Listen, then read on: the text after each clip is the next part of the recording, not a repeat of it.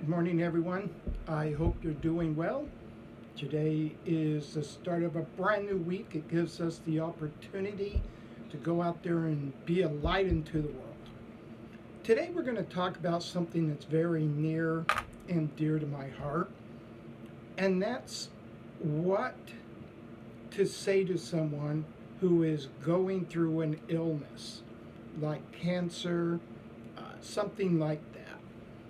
And the reason why it's near and dear to my heart is because years ago, as a young man, especially while I was in the Marine Corps, I was never, ever, ever, ever sick. I mean, I was as healthy as a horse. And I was kind of known for that, actually. In the Marine Corps, everybody said, don't you ever go to sick bay? That's where you go if you're sick. And I was like, why should I? I'm feeling good.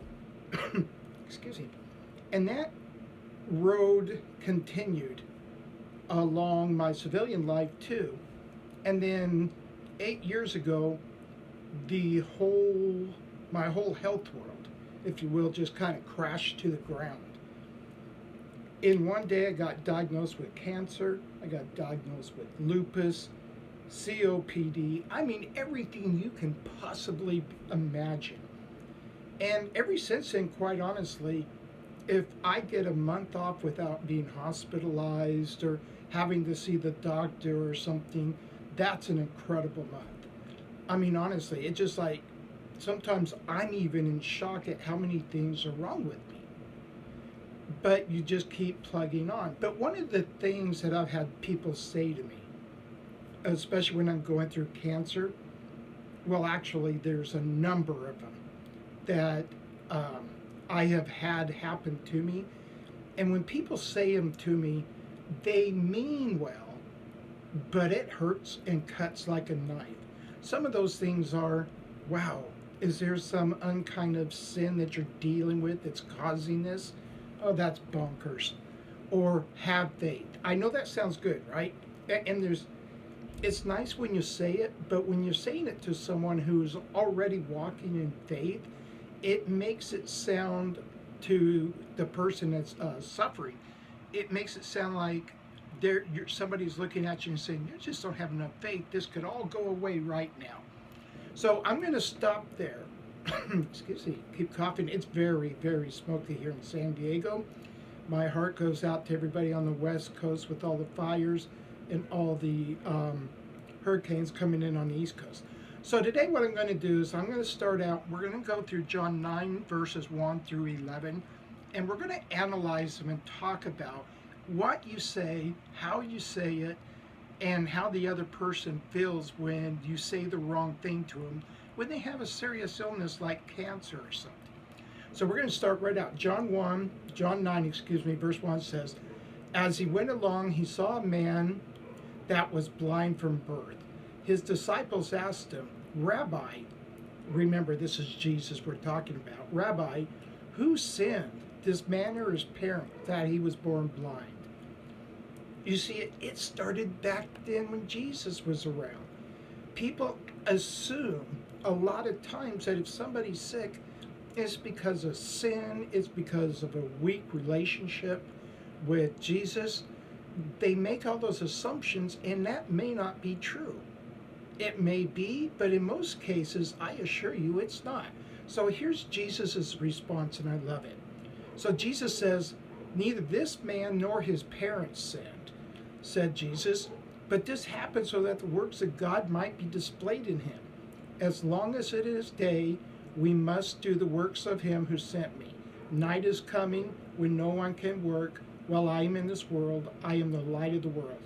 Right off bat, Jesus kind of turns around and looks at him.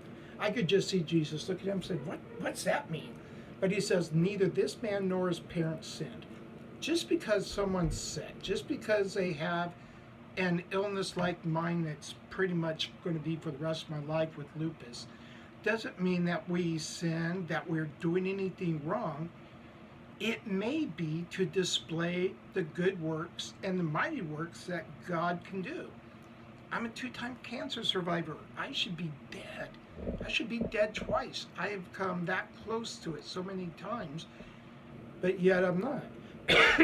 Excuse me, still sucking in that smoke. But just because somebody's sick does not mean that they've sinned. It doesn't mean they have a lack of faith. It may be to demonstrate how powerful God is, because all my friends who are agnostic and atheists are going, I don't know how you're still alive. I do. It's God. And even they look at it and sometimes, they'll go, hey, you kind of got a point there. So sometimes we're just sick, or the person's sick, just because we are able to show God's miraculous power to the people who don't believe. So now let's pick it back up at verse 6. So Jesus, we're talking about Jesus now. After saying this, he spit on the ground, made some mud with saliva, and put it on the man's eyes.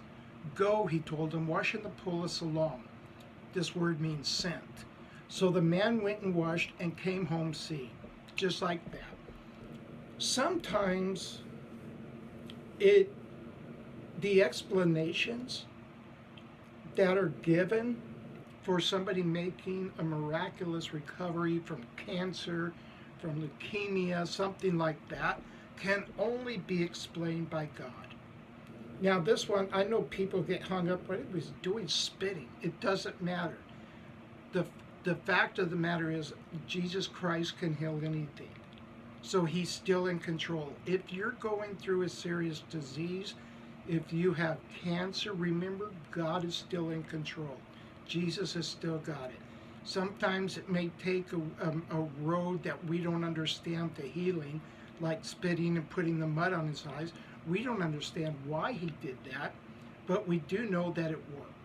So if you or somebody is going through something serious, such as cancer, tuberculosis, or any of that thing that's a chronic long-term disease, don't sit there and tell them it's because they have some unresolved sin.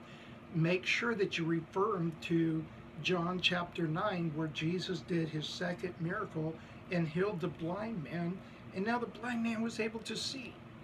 Make sure you give them that hope. Don't sit there and tell them it's because they've sinned and they've done this and they've done that. That's why they're suffering, because nobody but God knows why that's happening.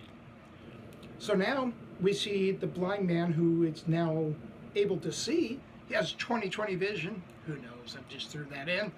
He comes up and we pick it up at verse 8. He says, his neighbors and those who had formerly seen him begging asked, isn't that the same man who used to sit and beg? Some claimed that he was. Others said, no, he only looks like him. But he himself insisted, I am the man. So now he's gone from blind from birth, having people accuse him of being sinful, so that's why he's blind. Jesus comes along and his disciples say, what kind of sin did this guy commit? And Jesus said he didn't commit any sin. It wasn't his family's sin. Here, watch this.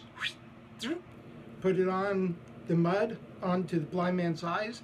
He washed it off in the Pool of Siloam, and the next thing you know, he can see. So let's finish it up. And he replied, the man they called Jesus made some mud and put it on my eyes. He told me to go to Siloam and to wash. So I went and washed, and then I could see. Wrapping it up. So here we go. Boom, blind from birth, could never see. Just kind of destitute, sitting there begging. That was his life. People saying he was a sinful person.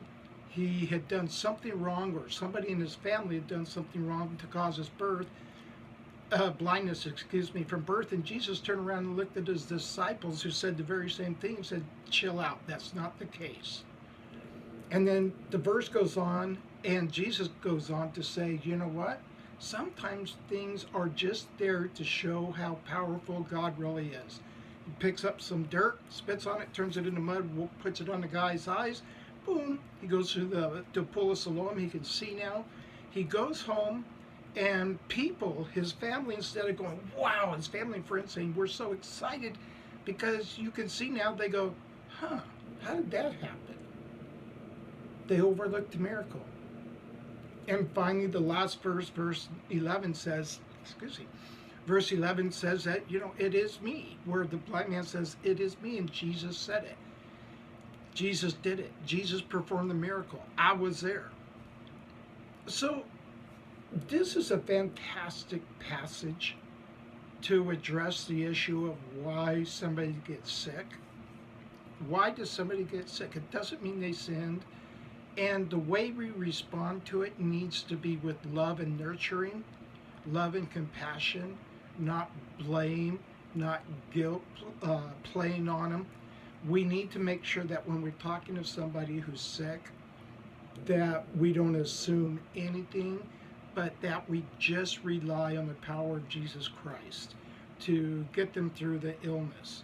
So that's the biggest thing. Please don't go over to somebody and say you have a lack of faith, you're sinful, or anything like that, because you don't know it, they don't know it, only God knows why.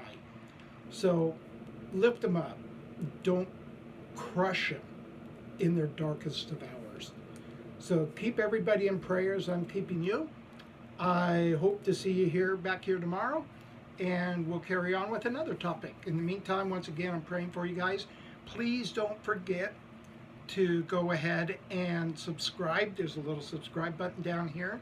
If you could click the thumbs up signal on this video, go ahead and do that. I'd love to hear your comments, and go ahead and comment on what you think about this video, what's in it, what you liked, what you didn't like, and then we'll go from there. So in the meantime, once again, thank you everybody for hanging out with me. Love you, and we'll catch you later.